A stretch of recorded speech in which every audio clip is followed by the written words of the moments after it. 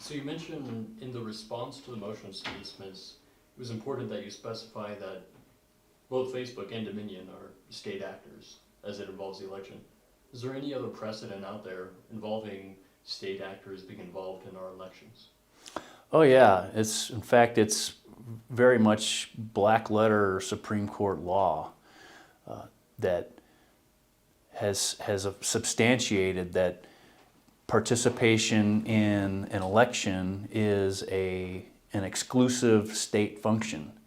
And so participants in that process, even if they're private, can be considered state actors. And there's a great case out of Texas that really kind of highlights this position, and it's a Terry v. Anderson, and it involves the Jaybird Democratic Association of Texas.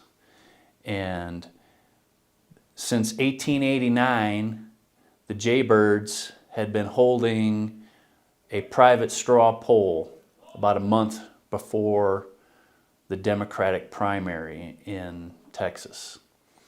And the winner of the Jaybird straw poll went on to become the winner of the Democratic primary almost every time. And the issue with the Jaybirds was that the Jaybirds their only requirement for membership was that you were a registered voter in the county, but they did not allow African Americans to participate. So they conducted a white-only election and endorsed a candidate, and that candidate almost always went on to win the Democratic primary. Well, in the early 50s, a group of African Americans from the area decided they wanted to challenge that. And they took up the case, and the district court ruled in their favor.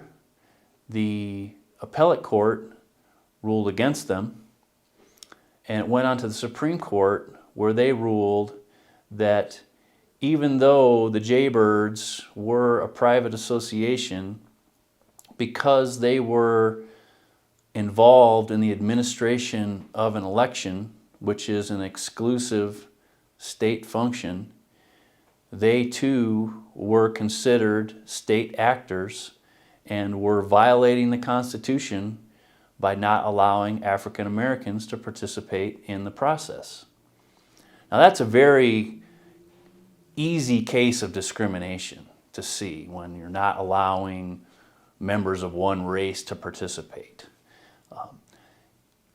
Discrimination issues in our case are a little more subtle because they're not so obvious. In our case, what we have are due process violations, which really means violations of a fair process. And everybody who participates in the election really expects a fair process. If it's not fair, there's really no point in conducting the election. So that's really what's required, is setting up a process that's fair. And so the states who are charged with setting up the election processes have been charged by the Constitution to make sure that those processes are fair.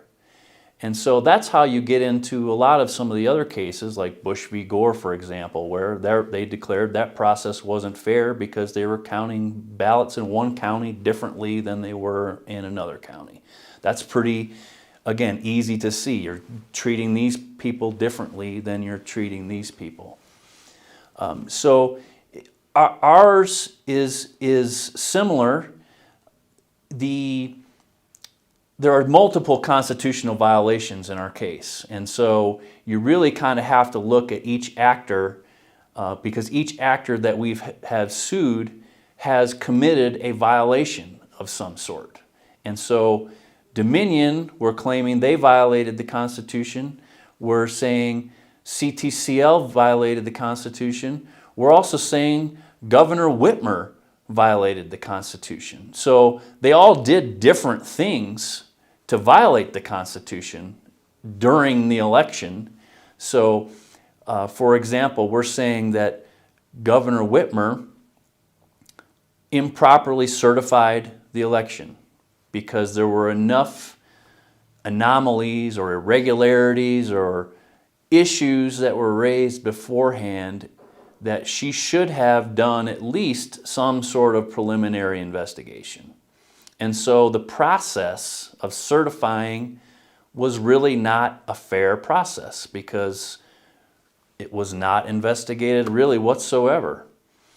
Dominion is a little more complicated because theirs really has to go towards the ballot review. And everybody knows that when we're looking at the ballots and trying to adjudicate ballots, we have members of both parties there to examine. So it's free and fair and open.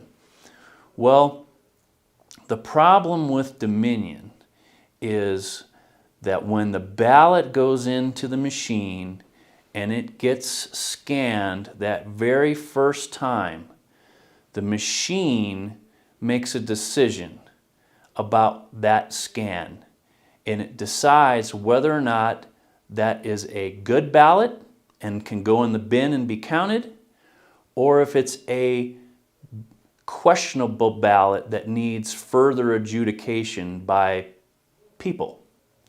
And so the ballots are divided up at that decision point by a computer with no human oversight.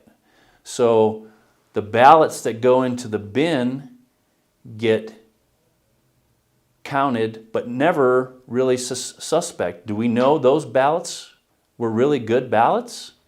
We're getting reports of error rates of over 90% of Dominion ballots. So who's to say that it really shouldn't be closer to 100% that should be examined? So we've got a stack of ballots that have, according to Dominion, are good, but are they good? We don't really know because they've never been checked. It goes then, so the other stack of ballots where they say these need further adjudication, they don't actually send the ballot. They send a scanned image of the ballot. So it's a PDF file or some other image file of a ballot. And that brings up the problem with the proprietary nature of the software that runs the machines entirely. The software is in control of the computer, and so it's not a human that's making the decisions. And so that is really the flaw, the fatal flaw, I think, with the Dominion voting machines, and why really they can never be used again in another election, because there's no oversight for that very first decision.